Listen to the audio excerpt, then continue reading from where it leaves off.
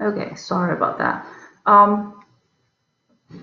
We can figure out the expected return of the complete portfolio, which is again weighted average. And then remember, anytime you talk about expected return, these are weighted average. So this is a weighted average of the risky part and the risk-free part of the return. Okay, with the how much of the allocation you want to, percentage of the allocation you want to get into the risk-free, and the percentage of assets that you want to get into the risk-free. Sorry, did I say it wrong? So it will be the percentage of asset in the risky portfolio, Y, and the 1 minus Y, which is the rest of the asset that you're going to put in the risk-free portfolio. Standard deviation of the complete portfolio, that is going to be the percentage in risky times the risky portfolio standard deviation. Okay.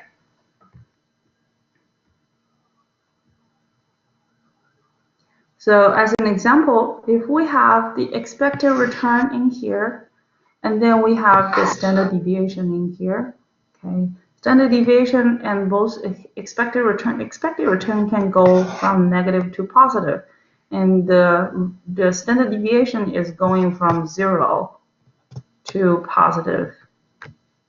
Okay.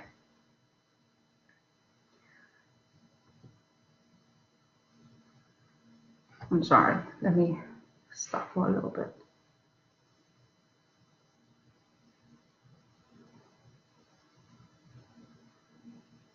Okay, so if we're talking about a portfolio, okay, and then we say that if it's the portfolio's standard deviation is 22%, and the risk-free rate 7%, the expected return of the portfolio is 15%, then this particular portfolio can be modified along into any portfolio that is on this capital allocation line. So this CAL here.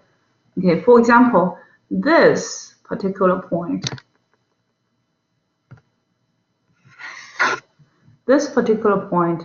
is a point, is a 50-50 point.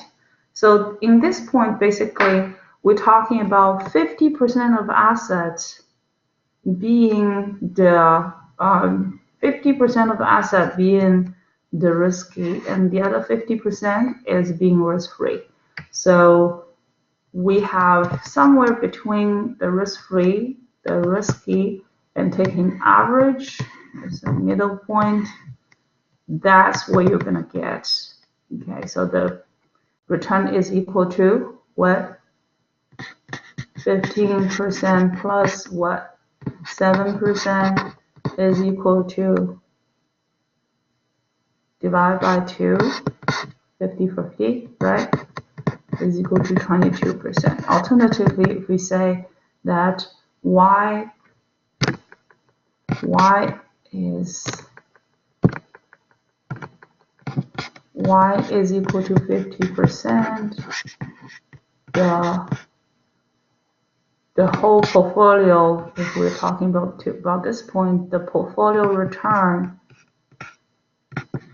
is equal to what? 50% of 15% return plus another 50%, 1 minus 50% times the 7%.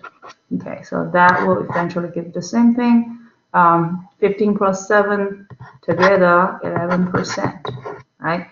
And the sigma, what is the sigma of the portfolio? Sigma of the whole thing. The whole thing of this asset is equal to 50% times the P is going to be also 11%, right? So that's how you calculate things. Okay, so that line, that particular line is what we call the capital allocation line, it's the CAL. Capital allocation line is a very important is a very important concept in the investment because it tells you that basically all just by combining different risk-free assets and a different risky asset with different percentage of a risky asset, you can attain any point on this particular line. What does that mean? It means you can attain any of the possible expected return here as long as you want to. You can bump it up enough for the risk that you're taking. So if you bump up the risk that you're taking, you'll be able to somehow achieve a higher return. Okay, and typically, if that is when you assume that you already know the portfolio return will be, okay, and the portfolio risk, the actual turnout can be somehow within a range, right? So we all understand that between the mean and the standard deviation, it will have a normal distribution that we're going to talk about next time, and any one within that distribution will be possible.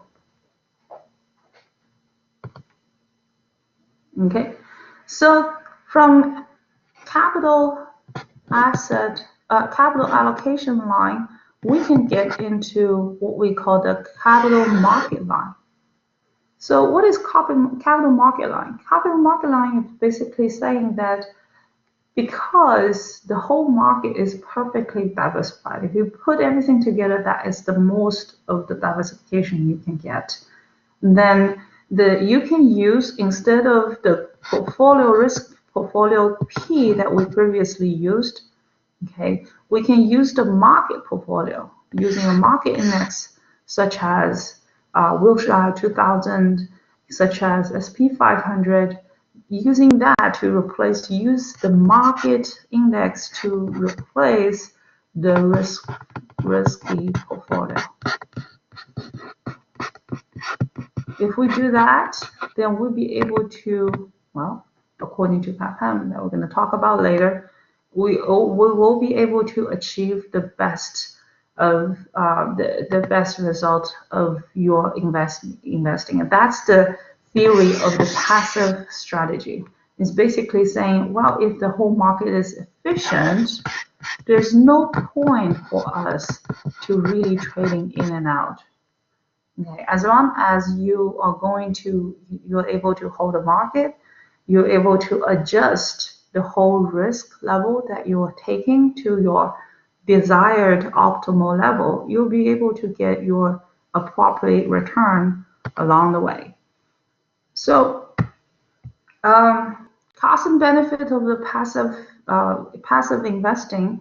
Well, passive investing is, first of all, inexpensive, because if you're talking about mutual fund, they pretty much cost you 1% per year, or sometimes for hedge funds 1 to 2%, and on top of that 10% of a return above the risk-free rate. So basically, the hedge funds, the more active management you're going to get, the more expensive you're going to get. Okay, so remember, these 1% to 1 to 2% is not a small figure because you have to pay that every single year. So over the year, it can really add up and eats up into your principal. Whereas if you're talking about the passive investing, then it is a lot of times a lot easier because you don't need that much of active management. You just put in your money in there, leave it in there, and if you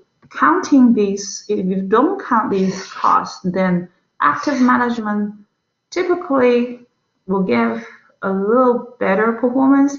But if you count in all these costs, then the story will be really divided. Okay, both cases could happen. And historically, we have a lot of studies showing that if you count in the costs, then the active management is showing no sign of being superior than the passive one. Okay, so since I'm still not feeling totally well, let me stop it right here today. Make it a 2 short videos, and I will assign homework shortly before the end of the today. We try to catch up on Thursday and talk about the rest of the normality and things before we go into the next chapter. So make sure you watch the video. I know once you hear me say this sentence, you've already watched the video. And for those of you who watched it, very good. And we're going to talk to you on Thursday.